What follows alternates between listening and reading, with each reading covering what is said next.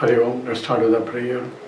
Om Samasta Jana Kalyane Niratam Karunamayam Namami Chinmayam Devam Sadgurum Brahma Vidwaram Vasudeva Sutam Devam Kamsa Chanura Mardanam Devaki Paramanandam Krishnam Vande Jagadgurum Tvameva Mata Cha Pita Tvameva Tvameva Bandhusya Sakha Tvameva Tvameva Vidya Dravidam Tvameva Tvameva Sarvam Mama Deva Deva Tvameva Sarvam Gurudeva Deva. Hari Om. We are doing the question and answers on Vedanta. One of the prominent question is the Saguna versus Nirguna Brahman.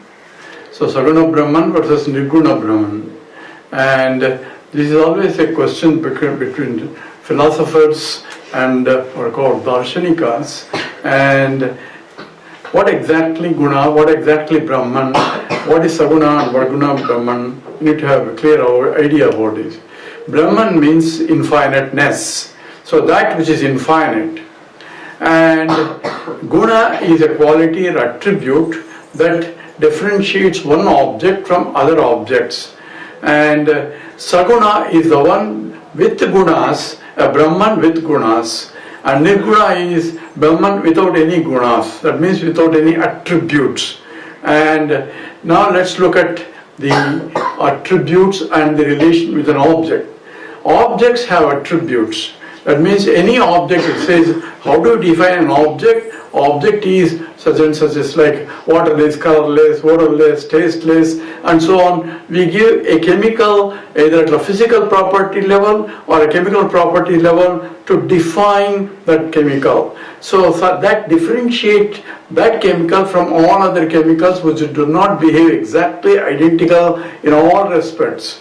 And that's how we define an attribute.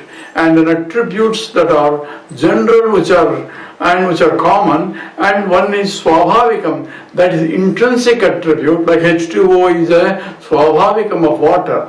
So if we say H2O is water, water is H2O. There are no two ways about it. So that, even though it's not really attribute, it's a structure of it.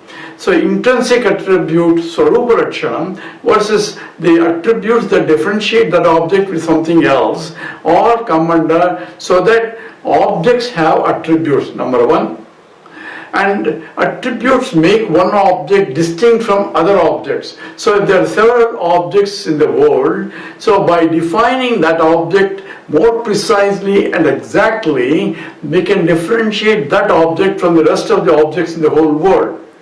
That is the second aspect of it. Third aspect is that attributive object is always finite. That is, only finites have attributes, because a finite can differ from one finite to another finite, obviously. So only finites can have an attribute, and each attribute of each finite is different. So they have a Swajati Veda, Swagata Veda, and the Vijati Veda. All these differences of Guna differences are there between the object and object.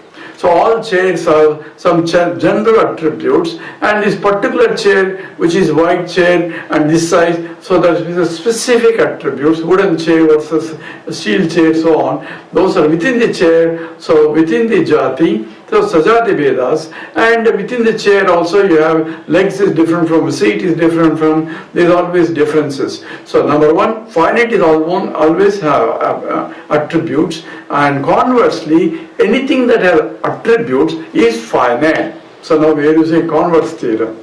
So exactly all things in the universe have attributes in the universe. Now what about Brahman? Brahman, we said it is infinite. So infinite cannot differentiate from another infinite. There is no other infinite, because the infinite cannot have another infinite, because each limits the other and no one can be infinite. So infinite is limitless, and that's what is Brahman now. And limitless is also Ananda Swarupa. So the nature of Brahman is being infinite.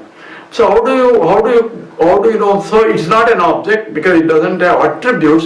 Oh, what about infinite? It is infinite is its attributes. So infinite is only, it is not finite. So it is negation of finiteness, and therefore it is infinite. It's not an attribute of the. By negative definition, we are indicating what the nature of infinite is. And Brahman is defined in such a way that one can use it as a negative one to differentiate that from the rest of objects. So, number one, Brahman is not an object. Number two, it is infinite because there is no other thing to separate it, and infinite cannot have any attributes. I say, well then what is Saguna Brahma? How do you define Brahman? So we define water as so and so with attributes only. So how do you define Brahman? Oh, scripture defines, you cannot define Brahman. Yato vacho nivartante aprapya manasa saha. No word can define it, mind cannot reach it, and navak gacchati namanaha. This is how scripture says. Then how do we know? How do scripture describing Brahman which cannot be described? That's exactly how it uses a tatastha lakshanam, incidental definitions that we go later, but essentially Brahman cannot have attributes because it's not an object. And anything that has attributes has the gunas, and we have the Prakriti and Purusham. These are Purusha says that scripture talks about Prakritim, Purusham, Chaiva, Vijunadi, Ubhavapi. So there are two factors that come into the picture. One is Prakriti and is Purusha. And Prakriti has attributes. Trigunatmikam, Sattva, Rajas, Tamo Guna. Those are the dominant attributes, and you can go internally for each one separately in terms of attributes, like a ring is different from a bangle is different from a necklace. So there are attributes that belong to ring, doesn't belong to bangle. So that way you can differentiate one object from the other. But the one Purusha doesn't have, and that's what scripture talks about. So how do we know? Only through scripture only you can find out. It says that the Bhumirapo nano vayuhu kammano buddhirecha evacha ahankaram iti yamme bhinna prakriti rashtada. So prakriti is defined by, say, the bhumi, apahapa, all those things through that it is defined.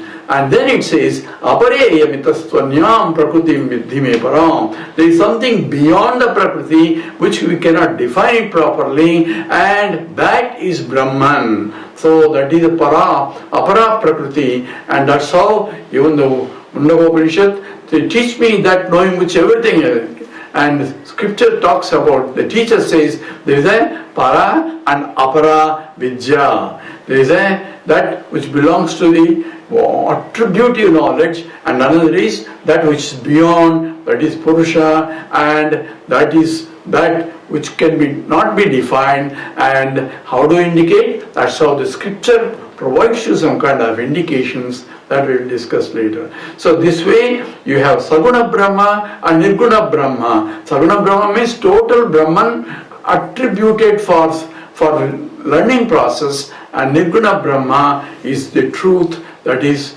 there cannot be any attributes for the Brahman infinite. With that we stop. Om Purnamada Purnamidam Purnat Purnamadachyate Purnasya Purnamadaya Purnameva Vasishyate. Om Shanti Shanti Shanti. Harihi Om Shri Gurubhyo Namaha.